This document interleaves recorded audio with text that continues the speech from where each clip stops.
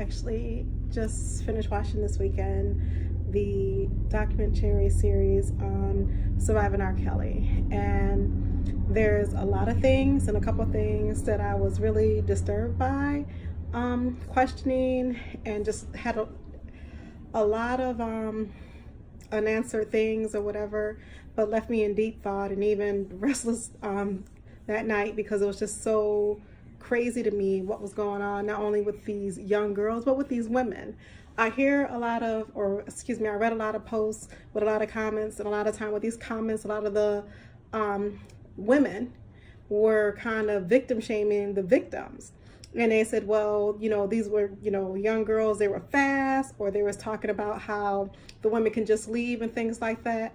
And I'm so happy that they actually had a couple of the doctors on the show to explain what happens and how it relates to these victims and how they were abused and how they were targeted and how they were used. And instead of people thinking about, and one thing that I put an analogy with is like when someone's murder, if someone shoots someone, you don't say to that person, well, you shouldn't have been there to get shot. You don't tell that person, well, you jumped in front of the bullet. You feel you're really mad at the person that actually shot them for whatever reason. And it's kind of like with these women and these young girls. They didn't ask to be abused. They didn't want to be abused. They were looking for love. And someone took advantage of them or used their weaknesses against them or their kindnesses against them.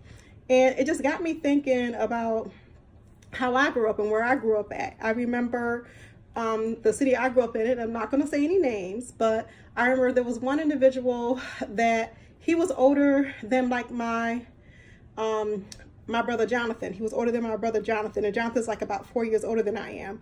And this particular individual, I remember when I started sprouting or get my lovely lady lumps, he would start whistling and stuff at me as I went to the corner store. Now, I appreciate my brothers so much because they taught me and just kind of preached to me on a constant basis. Stay away from those kind of guys. Those guys only want one thing. But I'm pretty sure if I was seeking attention or I got some kind of attention that I was looking for from him, I could have felt susceptible to him and his advances.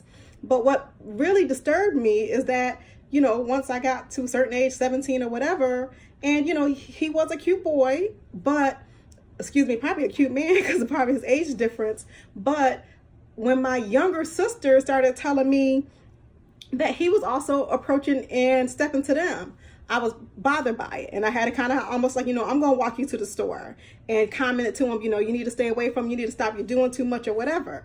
But it happens all the time. It happens all the time in our community. And it's so sad because instead of people kind of like looking at someone like that, knowing he's wrong, knowing he's not dating, girls his own age, and telling him, you're wrong, stop doing it, and even bringing this man up on charges. It's nothing's ever done. Matter of fact, my sisters that are about 6 years younger than I am, he ended up dating, well, I'm not going to talk too much about it because it'll kind of spill the tea on all of them, but he ended up dating someone that was close to my sister's age, my youngest sister age. So do the math. This is a grown man dating these young women, and we all knew about it. Now, at the time, I'm 17, 18 years old myself. I don't know where to go. I don't know how, and this is what I'm seeing. And I think what happens is we get desensitized to what we see and what goes on in our community, that we never say nothing. We don't do anything. We don't comment on it. We don't talk about it. And it has to stop because it's wrong. And until these people, even just the little minor things like with him, with harassment, until people arrest him or say something to him or stop him, it's going to continue. And it's sad because it shouldn't continue, because we all have sisters, we have daughters, we have family members we care about. And it got me thinking about the Chris Rock special, where Chris Rock was saying in one of his comedy skits, he said, keep so-and-so, keep your daughter away from Uncle so-and-so, or Uncle so-and-so gonna get to her. Oh, damn, Uncle so-and-so got her. I told you straight from that uncle or whatever. No, that uncle should have been in jail. No, you should have called the police on that uncle. We're so busy about trying to keep face or keep a clean, outwards image to everybody, like keeping up with the Joneses and everything else, that we forget about people and their innocence. These is young girls. And even if they weren't young girls, these women are abused. This man is doing the most extreme sexual deviant things to him, and there was no recourse.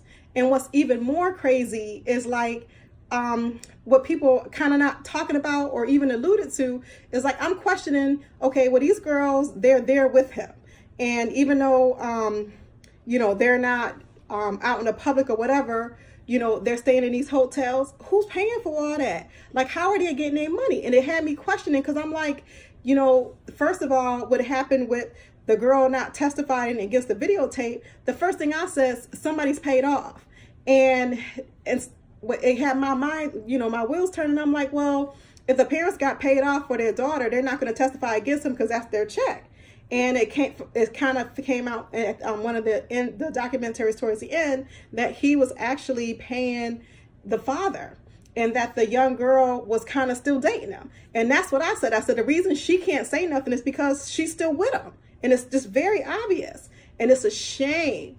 But even more importantly, I got to thinking, I'm like, well, how are these girls getting this money, and like the control he's having over them, and like they got to answer to when he say jump, they got to say how high and stuff like that. And people see things and think it's funny, but it's domination in the worst way, And one of the things I saw that was just like, I was like, what the hell? But the girl was saying how he had to tell him when to eat and go to the bathroom and things like that.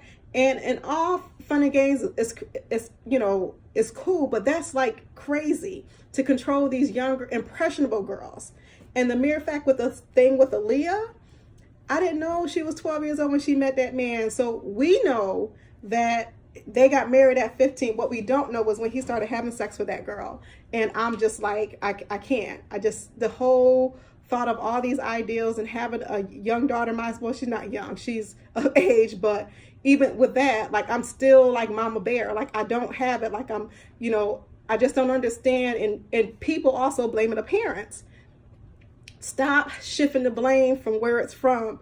We're talking about, you know, you said the parents, but what about the people in the high school, where this man come around the high school and targeting these young girls? And I've been a victim of it. I don't know about anybody else, but I was hit on by older men. I was hit on as a child. It goes on so much that it's kind of like, you know, you just turn the other way because it's like it happens all the time. It needs to stop. It needs to stop. And it's just crazy to me that as a society, especially women, you know, there's a couple of books that I read about women and how we are the first one to like start, you know, shaming the victim. And as soon as I hear someone start doing that or start talking about that, I kind of will try to intervene and say something. But now I just stay away from them because, you know, either they're sick or they're demented or whatever, or they let something like that pass or has gone on in their life and they don't care. But I'm one that does, and I want to speak on it, and I'm going to let people know that it's not right.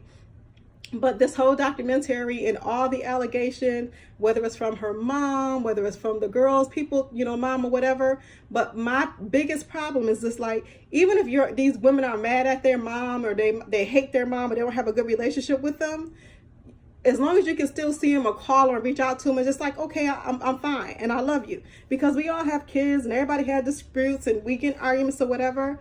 But the mere fact that they're not even able to talk to them, and I just hope it ends. I hope it ends. And with that being said, R. Kelly needs to find a real woman and someone to do to him the things he's done to those girls and see how he likes it. But what's sick about it is that he really might like it and want it done. And it's just crazy. But let's just keep it real, people. It's time for the change. Hashtag Me Too. Hashtag I'm a survivor. Hashtag time is up, and hashtag mute R. Kelly.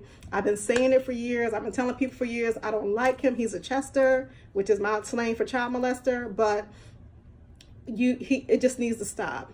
And we as people need to stop being so critical and crucial of ourselves and talking about each other and come together. Thank you for listening.